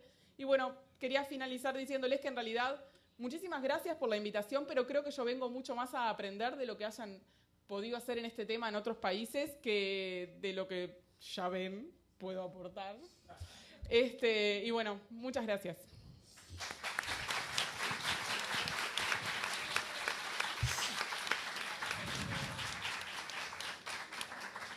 Essa gente que agradece demais, Florença, você compartilhar com a gente essa realidade do Uruguai, que infelizmente não é uma realidade tão distante do nosso país. Né? A gente sabe que a gente ainda tem muito a avançar com essas interseccionalidades, mas que bom que você trouxe isso e que bom que a gente vai poder debater sobre isso nessa mesa da tarde, que é essa mesa de pensamento, o que é que a gente pode fazer com a redução de danos, né? Qual é o nosso desafio aí com essa interseccionalidade. Queria já passar a palavra para a nossa companheira Georgelina, que é de lá da Argentina, de Buenos Aires, é do Intercâmbios e tem um trabalho maravilhoso com redução de danos, né? E com a população jovem de lá de Buenos Aires. E aí, companheira, compartilhar conosco essa sua experiência maravillosa. No puedo prometer acortar el tiempo de mi presentación. Voy a hacer lo más posible, pero no puedo prometer cosas que no voy a cumplir. Así que el que avisa no traiciona, decía mi abuela, así que quería compartirlo celebro la posibilidad del espacio y los agradecimientos que ya todos los compañeros y compañeras que estuvieron hablando antes dijeron. Y pido disculpas porque voy a hablar en español, ni siquiera en portuñol, así que intentaré hablar despacio y si no, que alguno me haga una seña para que baje el ritmo de la conversación. Uno se preguntará por qué hablar de jóvenes en una mesa de intersectorialidad, y en realidad me quedé escuchando atentamente en las presentaciones de quienes hablaron antes, e incluso cuando hablamos de cuestiones de género, cuando hablamos de cuestiones de LGTB, cuando pensamos en cuestiones de otras comunidades, el segmento etario, por lo general, aparece como una variable descriptiva más que analítica. Jóvenes mujeres privadas de la libertad, ¿no? Y Edna habló de que había aumentado el número, y yo noté, eran mayoritariamente entre 18 y 30 años, jóvenes con una elección sexual vinculada con la diversidad, jóvenes de determinadas, ¿no?, etnias, y aparece como una categoría analítica, descriptiva.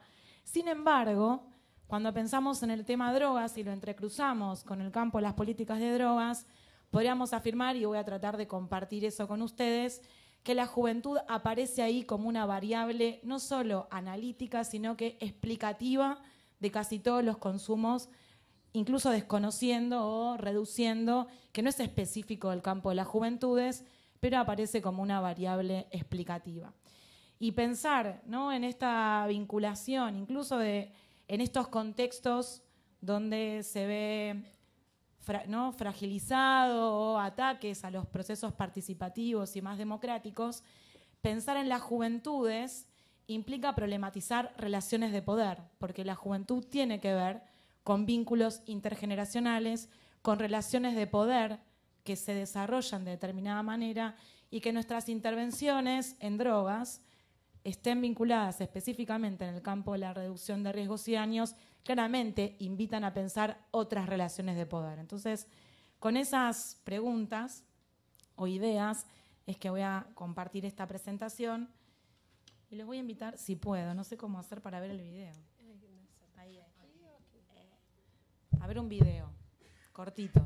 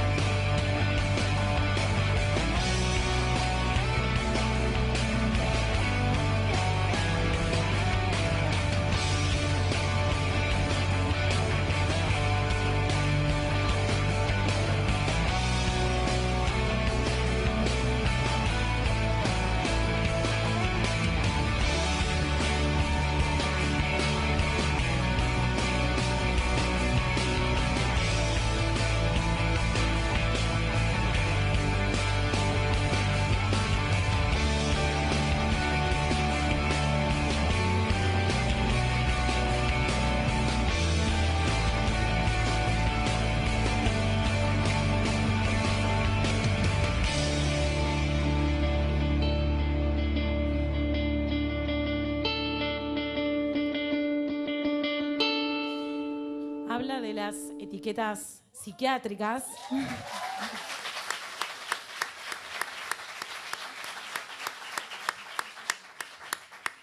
Pero pensar, ¿no?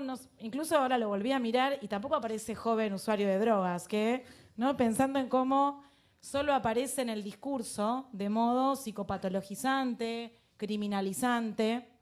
Entonces, pensar sobre los jóvenes o con los jóvenes o las juventudes es una población donde en la mayoría de los estudios socioeconómicos, sociodemográficos, se registra que el impacto de las inequidades sociales y económicas es mucho mayor en la población juvenil que en otras poblaciones. Multiplicidad de estudios hablan de esto.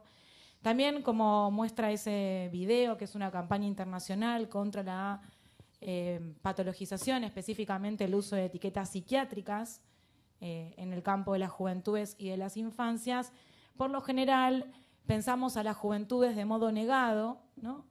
Y de modo negativizado, es decir, negativizando sus prácticas, criminalizándolas, patologizándolas. Y nos encontramos además que en la mayoría de los discursos o de las investigaciones, incluso las intervenciones que trabajan con jóvenes, hay una tensión entre una retórica de la diversidad y de la inclusión, los jóvenes como sujetos de derechos, ¿no? Es políticamente correcto incluirlos como un segmento más cuando pensamos en determinados diseños, pero una pragmática, o sea, prácticas que redundan en la estigmatización y la exclusión.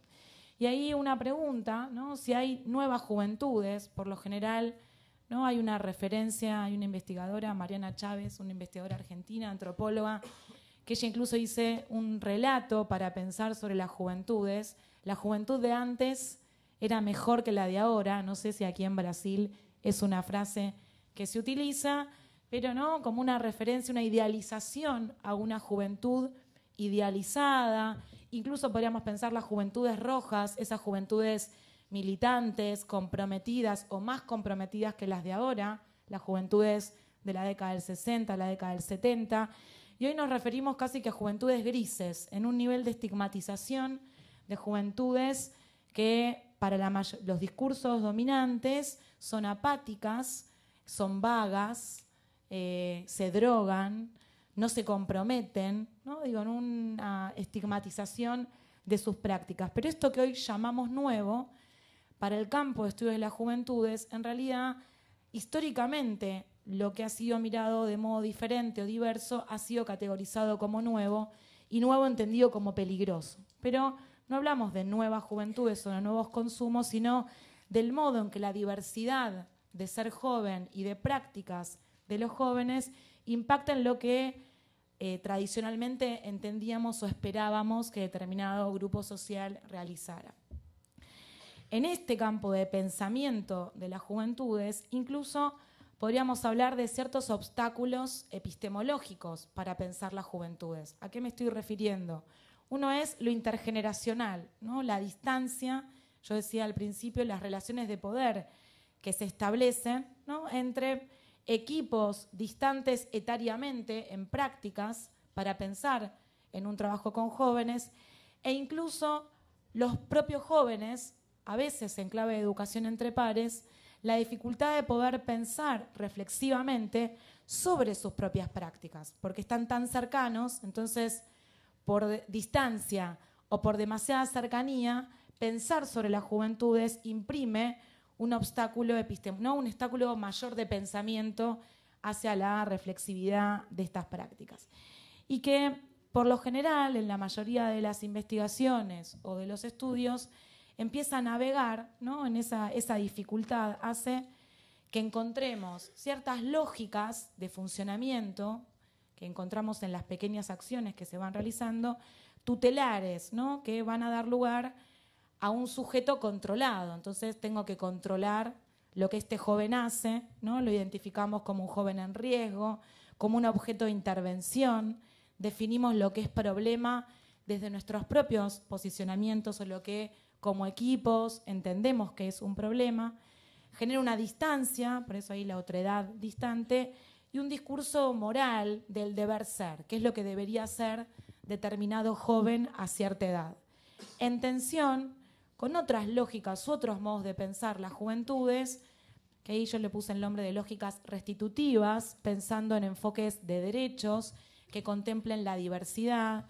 que frente a esta distancia piensen subjetividades próximas, en acercamientos, contemplando la diversidad sin que esa diversidad se transforme en una desigualdad, y que a diferencia de una lógica moral o de una relación moral, pretende establecer con los jóvenes o con quienes interviene una ética de la relación o, como dijimos, se estuvo comentando en la mañana, una ética del cuidado, ¿no? Del reconocimiento del otro en su diversidad, y más que jóvenes o subjetividades controladas, pensamos en jóvenes o sujetos que resisten a ser negados, a no ser reconocidos, a ser estigmatizados, ¿no? Como lógicas que encontramos en la mayoría de los relatos sobre investigaciones o intervenciones con jóvenes. Y que en el campo de las políticas de drogas en particular podría como establecerse cierta comparación, ¿no? Cierta analogía en lo que ha pasado con los discursos o los relatos sobre las infancias o juventudes, ¿no? Ese primer renglón, un paradigma del patronato, no sé cómo se diría acá en Brasil, de la tutela, ¿no? Que hoy decimos hay una retórica de los derechos, la Convención Internacional de los Derechos del Niño, la mayoría de nuestros países acomodando su legislación y ya pensarlos como un sujeto de derechos, pero son paradigmas que están en tensión, que conviven. Eso que ha pasado en clave de infancias o de juventudes se entrecruza. 10 minutos me quedan. Yo no puedo creer. ¿Hablé como 20? Bueno, pero me parece importante porque es un modo de pensar, perdón. Lo mismo pasa, ¿no?, en clave de paradigmas de salud mental. Entonces, la lógica desmanicomializante, que dialogaría con el paradigma de derechos en las infancias y que dialogaría con un paradigma de la regulación y de las convivencias entre las drogas. Sin embargo, esto que parece tan lindo escrito se entremezcla, ¿sí? Y podemos tener discursos de derechos de infancia y de juventudes y, sin embargo, realizar prácticas que dialogan con el prohibicionismo, con la punición, con el paradigma prohibicionista de la guerra a las drogas. Iba a mostrar otro video, pero no lo voy a mostrar, que en realidad, pues no voy a... Pero en realidad era un video de un acontecimiento reciente en Buenos Aires, que es la policía de la ciudad de Buenos Aires golpeando y deteniendo a un joven que está en el espacio público por estar fumando marihuana. Entonces aparece, ¿no? Hay una prevalencia de los enfoques punitivos y prohibicionistas con una representación social que asocia juventud específicamente pobre a usuario de drogas y peligrosos, miradas centradas en el riesgo más que en aumentar los cuidados cuando pensamos en las prácticas de los jóvenes. Aparece ¿no?, una desigual distribución social del espacio público que hace que se tipifiquen el modo en que los jóvenes usan el espacio público en particular como inapropiado, lo que legitima el control social y todas aquellas tecnologías de normalización, ¿no? Pensando ahí en cómo el uso de drogas, ¿no?, en términos generales, pero en particular en el campo de las juventudes, aparece como una desviación, que era un poco lo que mostraba el video. Y otro modo en el que aparecen, ¿no?, los jóvenes en clave de estos enfoques prohibicionistas o punitivos, por lo general, ¿no?, además aparecen como en la explotación del mercado de las drogas, ¿no? Estas poblaciones, por lo general más jóvenes, pobres, ¿no?, de barrios periféricos empobrecidos, como vinculados a escalones menores del narcotráfico, pero que además son aquellos que mueren, ¿no? Y se registra un aumento de muertes de jóvenes que están vinculados, ¿no?, con estos niveles. Un modo en el que especialmente se expresa los enfoques punitivos en las juventudes es lo que llamamos violencia institucional, ¿no? El modo en que el Estado ejerce la violencia en esta población en particular, por un lado, la criminalización y la represión por parte de las fuerzas de seguridad, pero también por las dificultades que se registran en el acceso a los servicios de salud. Muchas veces se niega la atención, ¿no?, o se demora por el hecho de ser usuario de drogas. Entonces, si volviste drogado o en un estado de intoxicación incluso, ¿no?, o hay una demora en la atención o un retar, ¿no?, a ese usuario que se acerca. También esta violencia institucional se expresa en la expulsión de las instituciones educativas, incluso en algunos países de la región, la utilización de pruebas para detectar el consumo en población joven, que claramente es una violación a los derechos de la privacidad y de la intimidad y que puede dar lugar a la expulsión de las instituciones educativas. Otro modo en el que se expresa es en el encierro o la institucionalización como medida de protección, ¿no? Digo, bajo el argumento de hacerles un bien, se institucionalizan o se encierran. por lo general frente al consumo de drogas, donde son enfoques o prácticas que colocan la incapacidad, pensarlo como un joven incapaz, sobre enfoques de responsabilidad subjetiva, sobre todo cuando pensamos en clave de conflicto con la ley o regímenes de responsabilidad penal juvenil. Digo, modos en que, así como aparece ausente la juventud en otros campos, en el campo de las políticas de drogas está más que visible con estos, ¿no? Con estos modos en que se expresa estos enfoques punitivos, ¿no? El estigma, el etiquetamiento público a alguien que consume drogas, que además, por lo general, se atribuye la necesidad de tratamiento sin distinguir si ese consumo es recreativo, es ocasional o realmente requiere un tratamiento.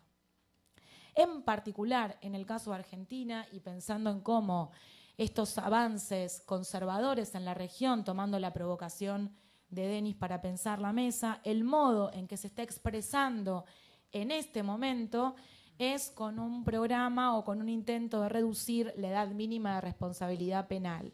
¿Y por qué nos interesa particularmente vincularlo con la cuestión de las drogas, ¿no? Con el mundo de las políticas de drogas? Porque bajo el argumento de la inseguridad, ¿sí?, se está legitimando la necesidad de reducir la edad de responsabilidad penal de 16 años, ¿no?, hasta a los 16 a 14 años. Entonces, en particular, en Argentina se registran, y tomaba este dato, 2.000 homicidios dolosos, de los cuales solo 200 participan jóvenes, y de esos solo 15 son menores de 16 años, ¿no?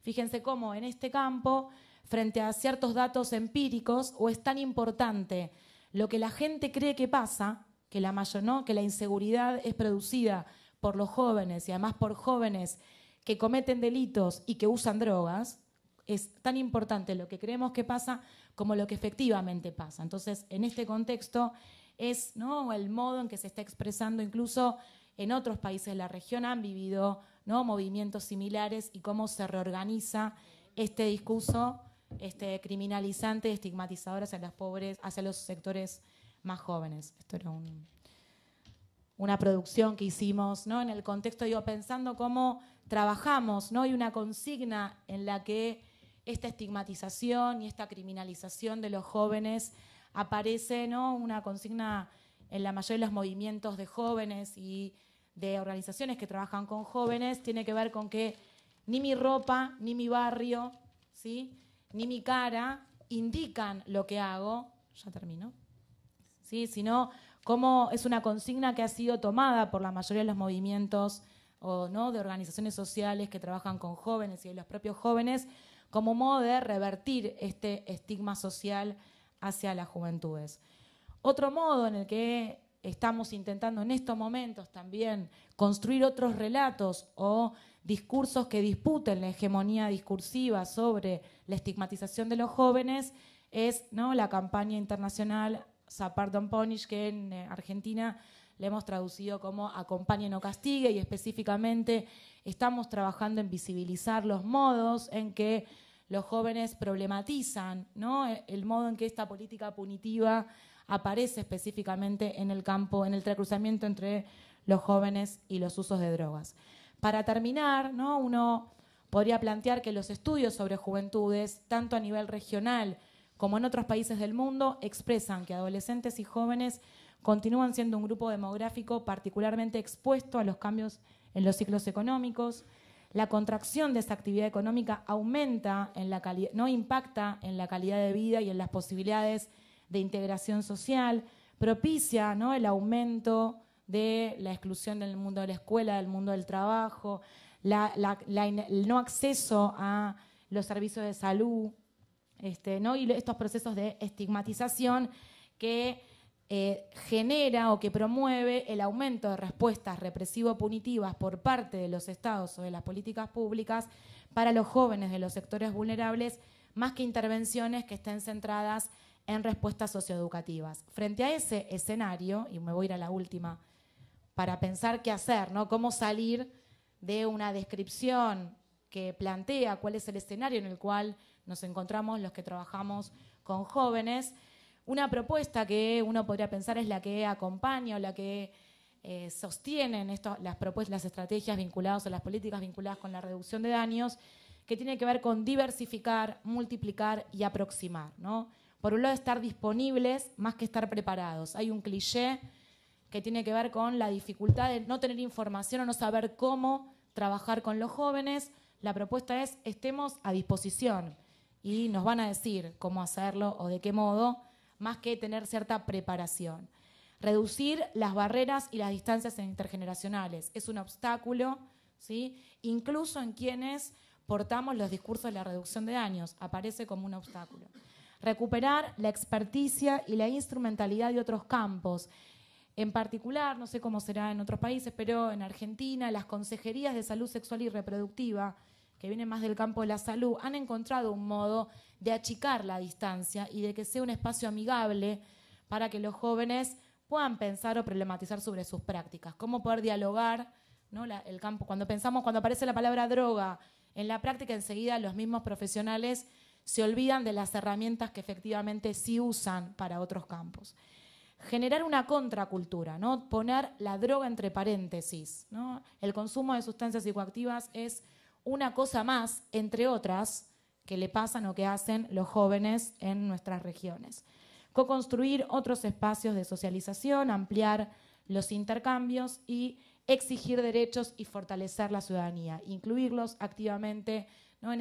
Generando procesos de participación que se traducen, ¿no? En ampliar nuestras democracias, en construir autonomía y en pensar en sujetos efectivamente de derechos. Perdón, la corrida.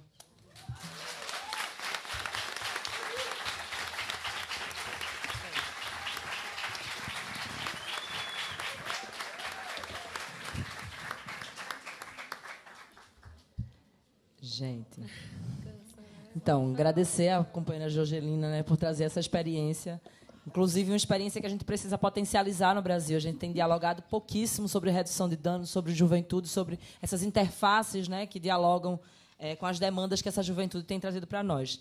Gente, a gente tem um problema técnico, político, inclusive para o próprio companheiro. Assim. A gente tem até 5h15 para ficar aqui no auditório, muito não pelo auditório, mas porque o companheiro do som, o trabalhador ali, ele larga, ele precisa pegar o transporte dele para ir para casa, e eu acredito que a maioria das pessoas que estão aqui também vão voltar para casa, que não é um lugar tão, né, acessível e tal. Então, assim, a gente poderia ter 2 perguntas. Porque o Kiko não está na sala, viu? Ainda estou sendo subversiva. Porque se o Kiko estivesse aqui, não podia. Alguém gostaria de fazer alguma intervenção, de falar alguma coisa? Fique à vontade, companheira. Você quer vir aqui? Você fala alto. Está gravando. Chega aqui para nós.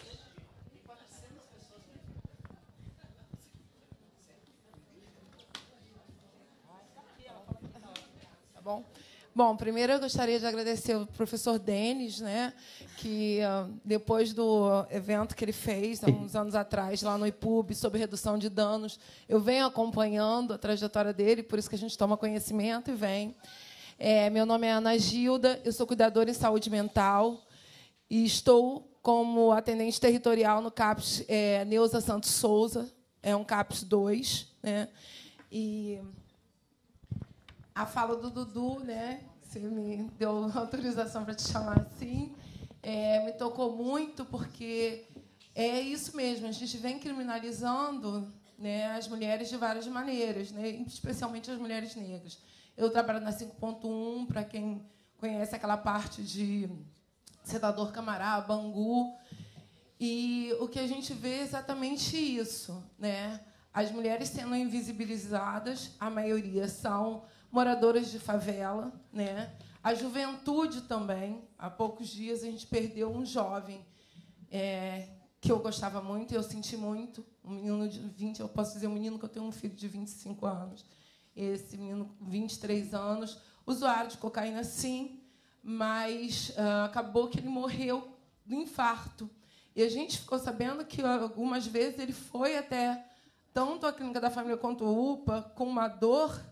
E não, é usuário de droga, dá um remedinho e vai, não se faz uma investigação do que realmente o sujeito tinha, né? Então, era em relação a isso que eu queria colocar. E em relação também essa questão das presidiárias. Eu estou fazendo serviço social, então a gente foi fazer uma visita no Talavera Bruce, e aí a gente vê a estrutura prisional, né? Lá foi na parte neonatal, uma escola de primeiro mundo, toda bonitinha, toda decoradinha, toda gostosinha, diferente do que tem na comunidade, diferente do que tem fora da comunidade também para a população pobre, entendeu? Então, você vê lá dentro, elas tendo uma oportunidade. Eu tive a experiência de conversar com uma menina de 18 anos que foi condenada a 9 anos porque ela, como ela contou, que eu perguntei a ela, você poderia falar sobre o que aconteceu? Tia, estava de zoeira, e aí, na hora, a mochila do meu namorado caiu e os policiais pegaram ela. Uma menina de 18 anos pegando 9 anos de cadeia, sabe? Então, aquilo me marcou muito. Ela com o bebezinho dela, já estava na última semana que ela teria que entregar o bebê, que já estava com 6 meses. Mas, ao mesmo tempo, ela disse para mim, pelo menos aqui eu estou estudando. Por que ela tem que estudar dentro da cadeia? Ela não pode estudar fora da cadeia, porque a nossa sociedade está produzindo isso. Tá? Obrigada, prazer. Lindo vocês. Obrigada a você, querida, pela fala. Gente, infelizmente a gente precisa mesmo encerrar, mas queria que a gente ficasse com as provocações trazidas agora de tarde, né? Pela companheira Edna, pela companheira Jogelina, companheira Florência, o Dudu, né? E que a gente possa levar, sair daqui conversando sobre isso, vir amanhã provocado para que a gente possa também debater, né? E entender que a nossa pauta é o tempo todo, o dia todo, a nossa luta está aí e a gente está junto, diverso, mas não disperso. Boa tarde para todas e todos e a gente se vê amanhã.